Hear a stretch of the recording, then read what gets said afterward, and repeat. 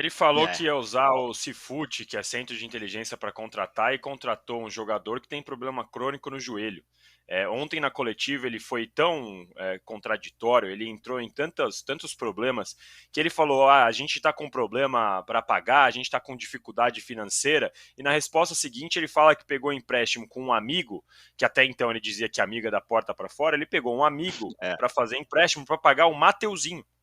Então, assim, como você, no momento, numa resposta anterior, admite que está com dificuldade para pagar, aí ele falou assim: não, terça, quarta ou quinta eu pago todo mundo que está atrasado, ou seja, ele está admitindo que está com problema, está atrasado, e vai bater na porta de alguém para pegar dinheiro emprestado, ou seja, mais juros por vir, para contratar o Mateuzinho, 60% do Mateuzinho, que é um lateral reserva do Flamengo. Que já no Flamengo, o flamenguista comemorou a saída dele. Mas o Corinthians está devendo para o Talheres, está devendo para o time do Félix Torres, está com risco de tomar transfer ban, está com todas as contas atrasadas, mas em dia com a agência que trouxe a VaideBet, que também é uma contradição. Qual é a sua prioridade? É não tomar transfer ban? É não ser processado pelos jogadores e perder os jogadores porque você não paga 3 meses de FGTS? Ou é pagar a agência que trouxe o seu patrocínio, que eventualmente você pode até renegociar e paga depois a comissão e etc. Sem nem contar a questão da laranja.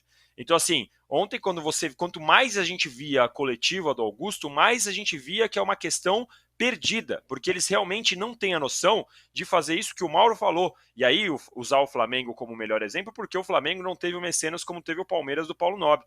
O Flamengo parou no momento e, não, o ano passado, o Corinthians teve mais ou menos 30% entre direito de transmissão e premiação, e ainda assim, num ano que não ganhou nada, teve 1 bilhão de receita, ou seja, em um ano que não ganhou nada, teve 1 bilhão de receita, se você der uma ajeitada na casa, você consegue recuperar e não precisa ir para o fundo do poço. E é como o Mauro falou, o rebaixamento é um grande problema, vai ser um grande problema esportivamente e tal, mas tem coisa muito pior por vir, porque o Corinthians está entrando num buraco absurdo. E mais, se vai para o rebaixamento no ano que vem, perde em direito de transmissão, perde na arrecadação, porque hoje em dia o Brasileirão, até se você fica em oitavo, paga um dinheiro melhor do que se você for campeão da Série B. Então o problema vai ficar ainda maior. E o Corinthians, no jeito que tá lutando para não cair com uma folha salarial altíssima. É a terceira folha salarial do Brasil, atrás do Palmeiras e do Flamengo. Então, assim, é um negócio absurdo. O Corinthians está num buraco tremendo. E contratando Pedro Raul, pagando 2 milhões para Coronado, contratando o Mateuzinho, contratando o jogador com problema crônico no joelho, e ele falou: não, vamos usar o Cifute, um centro de inteligência, eu tenho observadores agora, não contrataremos mais ninguém, chega de usar a base como balcão de negócio, e tudo isso continua. O Augusto entrou como um voto de protesto no Corinthians, como um voto de protesto do Conselho, que teria o apoio da torcida se precisasse fazer essa revolução, se precisasse ficar ali 2 anos lutando por menos coisas no aspecto esportivo para recuperar a parte financeira do clube. Tem exemplos de clubes por aí que conseguiram. E ele não quis fazer, ele quis continuar com o mesmo discurso. Muito bem lembrado essa entrevista do Rosalá que o Mauro falou, porque os caras estão ali fazendo a mesma coisa que a gestão passada fazia. E eles foram eleitos como voto de protesto para mudar, a ponto de hoje em dia ter corintiano olhando e falando: que saudades do Duílio, que saudades do André Sanches. Pra você ver o fundo do poço que o Augusto Melo conseguiu chegar. Rapaz, ter saudade da antiga gestão também é ser masoquista, né? Nossa ou desmemoriado, né? É brincadeira. Porque assim, você não tem que ter saudade do que é ruim, porque o que tem agora também é ruim. Você tem que procurar referências do que é positivo. Esse detalhe que o Danilo falou só reforça aquilo que nós vimos dizendo.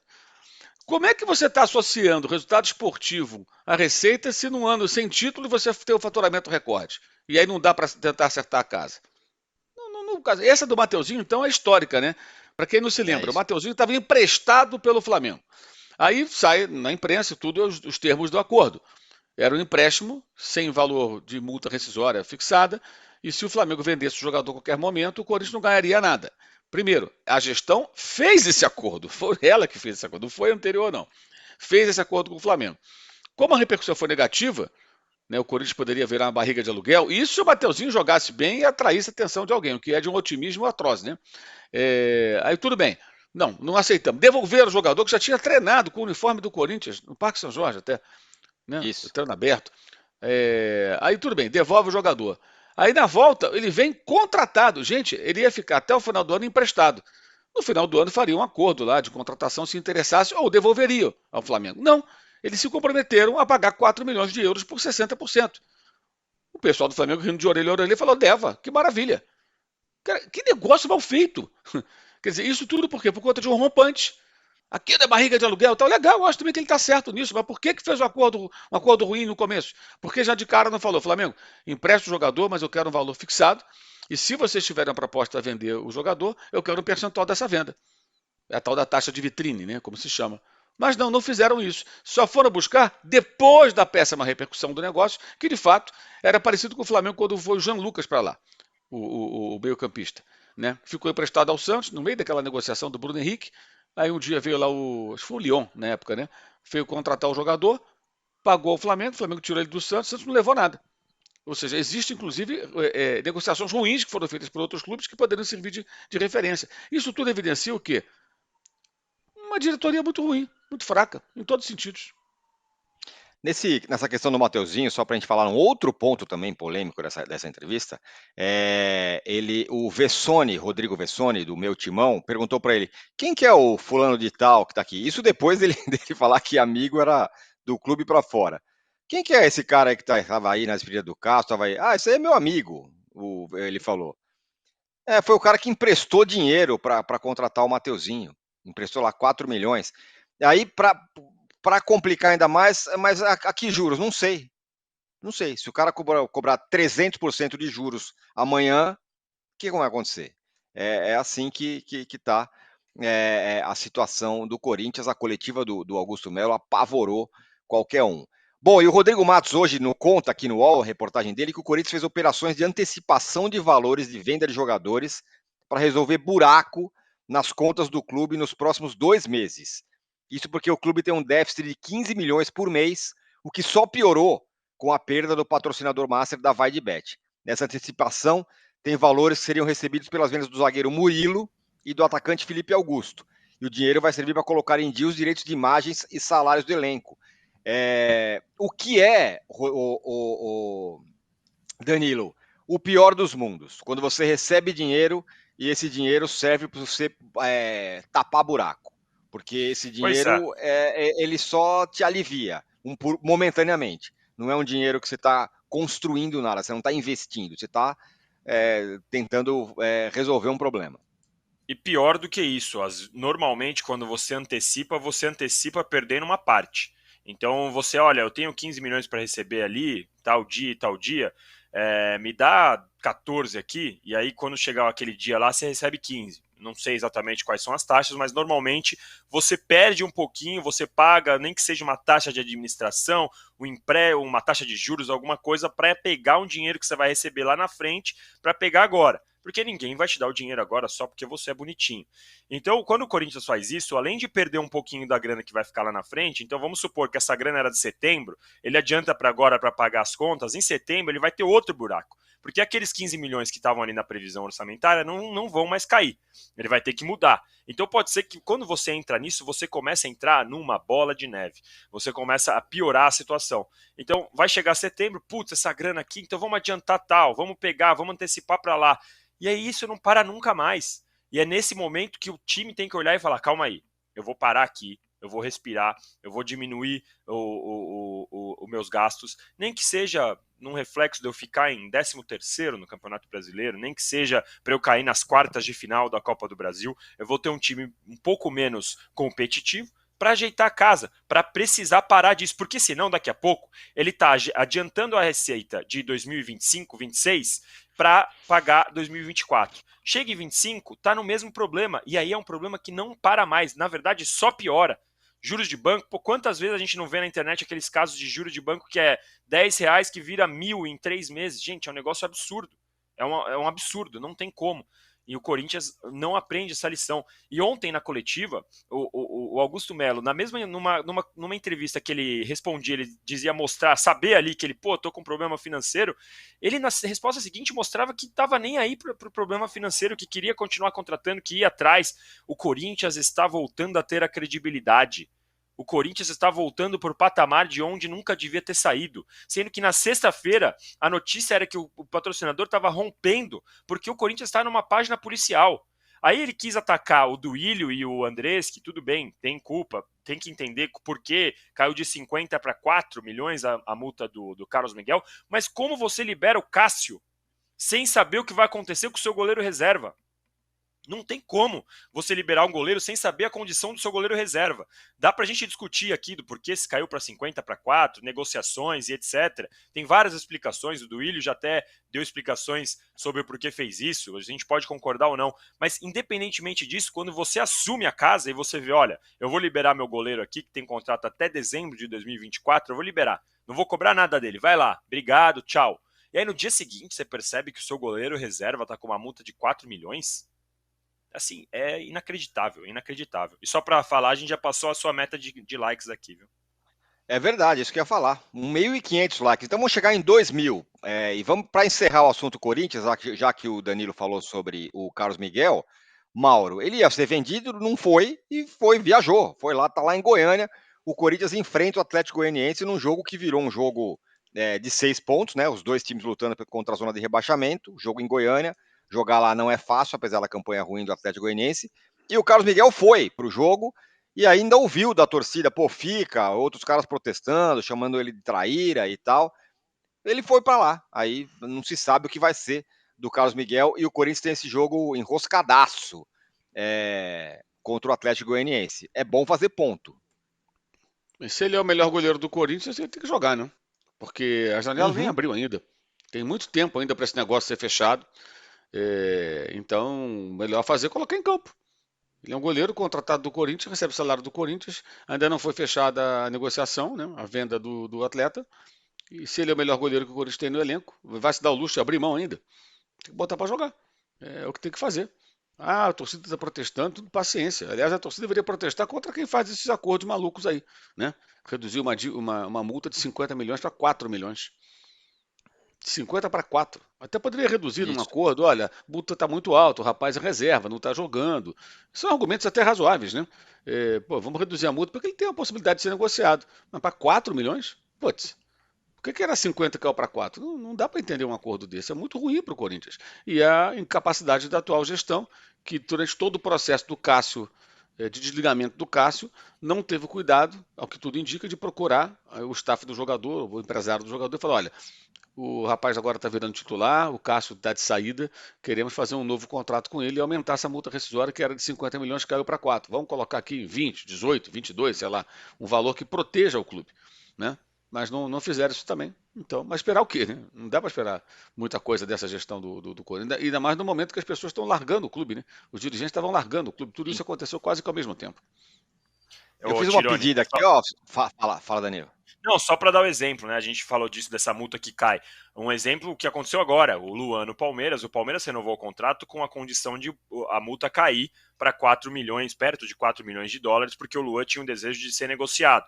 E ele era um zagueiro reserva. O que a gente tem de diferença é, o Luan é um zagueiro reserva do Palmeiras, que já tinha manifestado interesse de sair, e assim que o Palmeiras negociou o Luan, a primeira medida, na verdade, ainda nem negociou, mas deixou tudo encaminhado. A primeira medida foi renovar com o Naves, que é o substituto imediato do Luan, aumentando a multa, aumentando o salário e aumentando o tempo de contrato. Então, dá para a gente entender quando um jogador reserva, um jogador que não está em condição de jogar mais do que gostaria, de pedir para diminuir a multa. Dá para ter esse tipo de negociação. Como disse o Mauro, de 50 para 4 a gente tem que questionar o porquê, mas dá para fazer. Agora, para mim, o erro assim, de você negociar um jogador sem saber o que está com o salário do substituto imediato é uma aberração. É uma aberração, é uma loucura, um negócio completamente louco isso que o Corinthians faz. Aí eu tinha pedido aqui para a galera que reclamou da minha enquete, para mandarem enquetes, sugestões aí, e o Leonir Fernando Vargas mandou. Enquete, quem cai primeiro, Augusto Melo ou o Corinthians? Rapaz. E o Rodrigo Miranda fala que a entrevista dele foi estilo The Office. E o Vinícius Silva fala o seguinte: bom dia, vocês acham que a gestão de futebol do Flamengo e Corinthians são parecidas nas suas atrapalhadas? E o que diferencia é a questão do dinheiro que o Flamengo tem e o Corinthians não? Cara, me parece que a do Corinthians é pior. Essa é pior. Ele contrata Não, jogadores que não valem o preço que estão sendo pago. Qual foi Nesse o joga... aspecto, o Flamengo está lá. qual foi o jogador caro que o Flamengo contratou e que foi um fracasso? Pois é, então, é justamente onde eu ia chegar. Não tem, né? Talvez, sei lá, talvez ache um ou outro aí que não funcionou. Cebolinha é um fracasso? Pedro é um fracasso? Não, Arrascaeta foi um não, fracasso? Gerson é um não. fracasso? Ayrton Lucas Mas é um acho que fracasso? Vinha é um fracasso? Léo Ortiz mal chegou. Davi Luiz é um fracasso. Foi campeão da Libertadores titular. Fabrício Bruno é um fracasso. Podemos dizer mais aqui. Gabigol foi um fracasso? Ultimamente tem sido um fracasso, mas enquanto ele já eu não acho que o retornou. mais caro que não deu certo é o Vitinho, de repente, mas ainda assim não é nem essa Mas comparação, ainda né? Eu no acho outro momento, né? O Vitinho foi em 2018 na gestão do Bandeiras de sim, Melo. E o detalhe, o Vitinho nunca. O problema do Vitinho é que ele foi apresentado como o grande craque e estrela do time. O Vitinho nunca será estrela de time grande nenhum. Ele é um belo coadjuvante. E foi importante em vários jogos do Flamengo. Entrou em muitos jogos. Mas quando precisava dele como um protagonista, ele nunca foi. Né? Lembraram do E Vidal foi, aqui. Acho que foi na acho que outra o gestão. Vidal foi ruim. É Mas um bom ponto. foi campeão da Libertadores, foi campeão da Copa do Sim. Brasil e fez bons jogos naquele período. Entrou várias vezes no time e fez bons jogos. Não foi mas tudo que se esperava. E não teve multa rescisória. Então, se você for Sim. ver, você pode até colocar, Não, acho que o não dá Vidal para foi abaixo, comparar. mas comparar, pelo amor de Deus. Não, não O dá para comparar. negócio é o seguinte: não existe como comparar Flamengo e Corinthians hoje, gente. Como não havia como comparar em 2011, 2012, só que eram os papéis invertidos. Qualquer comparação nesse sentido é tão esdrúxula quanto aquela comparação que a mídia de São Paulo, em parte, tentava comparar tamanho de torcida. É coisa de gente que tá maluca. Entendeu? Não tem cabimento. Não tem cabimento. Para virar Flamengo, o Corinthians vai ter que ralar muito, mas nem começou a ralar, então vai continuar sendo esse Corinthians aí. E aguentem, né? A principal diferença é o que o Flamengo topou ajeitar a casa. O Flamengo tinha dívidas tributárias, dívidas de empréstimo e etc. e ajeitou a casa. E hoje o Flamengo gasta, e mesmo que errasse, vamos supor, gastou 20 milhões de dólares agora e errou com o De La Cruz. Mesmo que errar, o Flamengo tem margem para errar. O Corinthians não Sim. tem margem para errar e não para de errar. Essa é a diferença. Então, mesmo que o Flamengo gaste muito, nossa, é muita grana pro De La Cruz, o De La Cruz não deu certo, machucou, qualquer coisa, o Alan agora, 7 milhões de euros, não tá dando certo. Mesmo que ele dê errado, o Flamengo tem margem para errar, porque lá atrás topou fazer a reestruturação, que o Corinthians de jeito nenhum topa, e que tem torcedor, dirigente, tem gente que é resistente, não tem como ficar um ano sem batalhar por título, aqui é Corinthians. Então continua nessa, meu amigo, continua contratando Mateuzinho e Pedro Raul por 4, 5, 6, 7 milhões de euros e contratações ruins, pagando mais de 2 milhões no Yuri Alberto, dando metade da base para ter o Yuri Alberto, porque não topa fazer a reestruturação. Hoje o Corinthians não tem margem para errar e só erra. E o Flamengo tem margem para errar e quando errar, não vai ter problema, vai continuar competitivo no ano seguinte. Essa é a diferença, então não tem como comparar. Dá até para entender, os dois clubes de maior torcida, mas só isso, é só ali. Mais nada de comparação hoje entre Corinthians e Flamengo. E por falar em Flamengo, o Flamengo joga quinta-feira, né? Joga quinta-feira com o Grêmio. E tem uma reportagem aqui da Luísa Sá. E na quinta-feira ele tem uma série de jogos do Flamengo, falando que o Flamengo tem uma série de jogos com os desfalques do quarteto uruguaio, Arrascaeta, De La Cruz, Varela e Vinha. Além do Pulgar, chileno, que só vão voltar depois da participação da Copa América. Com isso, alguns jovens podem ganhar espaço, como, por exemplo, o Lohan, que tem aparecido bem nos jogos, Igor Jesus, que pode preencher o espaço do Pulgar, e o Wesley na lateral direito. O Vitor Hugo e o Matheus Gonçalves têm jogado pouco e são menos prováveis. Essa reportagem aqui da Luísa Sá no UOL, Mauro, sobre esse período que o Flamengo vai ter desfalques bem importantes, né? Vai ser ali vários jogos, até essas seleções aí caírem fora, o Uruguai, principalmente cair fora da Copa América, em que o Flamengo vai ter que se virar bastante com essa molecada que tá aí. Isonomia, palavra muito utilizada esse ano, né? Isonomia, muita Claro. isonomia, né? Muita isonomia. Isso a gente trata com naturalidade, uma grande aberração. Você imagina se, por exemplo, durante a temporada lá da Premier League, num momento determinado, o Guardiola perdesse o De Bruyne, o Rodri, o Haaland, né? O Walker e, sei lá, e mais um outro qualquer lá. O Julian Álvares também, que é reserva ali do Haaland. Sai todo mundo assim, não tem os 5. Ou o Real Madrid fica sem o Vinícius, sem o Rodrigo, sem o Camavinga, o Tchouaméni e o Bellingham. Sai assim os 5. Se vira aí, Ancelotti. Mas tem bons reservas, tem, mas vai ter uma queda violenta. Esse é o futebol brasileiro. Nesse momento, acho que o mais importante, no ponto de vista do Flamengo, é o torcedor entender a situação e compreender que qualquer vitória por 1-0 vira goleada. Não dá para você exigir do técnico que ele coloque o time jogando o fino da bola e ganhando os seus adversários com autoridade, como o pessoal cobra muito do Flamengo, até de forma exagerada em alguns momentos, diante do tamanho e a quantidade de desfalques. Ele ainda tem o Ayrton Lucas machucado, talvez tenha que jogar com o Léo Pereira na lateral esquerda. Ele tem o Alan ainda não confirmado na recuperação dele ou não para o jogo contra o Grêmio. Se não recuperar, deve jogar o Igor Jesus. Então vai ter Igor Jesus, vai ter Lohan, meio campo muito jovem. Ele deve possivelmente deslocar o Gerson para trabalhar mais centralizado, até pela ausência do De La Cruz ali. E aí vai ter que criar uma outra forma de montagem dessa equipe. São vários problemas e vai conviver com isso durante mais de um mês. A última vez que essa bizarrice aconteceu, o Rogério Ceni caiu no final, né? Vamos ver agora o que vai acontecer, porque a Flamimimi, os gritalhões da imprensa que só sabem reclamar, certamente estão esperando, só esfregando as mãozinhas, assim, esperando o time ter uma má atuação para cair de cacete, como se estivesse jogando com todo mundo. O que é um negócio absurdo. Um negócio sem o menor cabimento. Você ter um número desses desfalques. Não existe, gente. Não existe. Esse é um negócio surreal. Qual?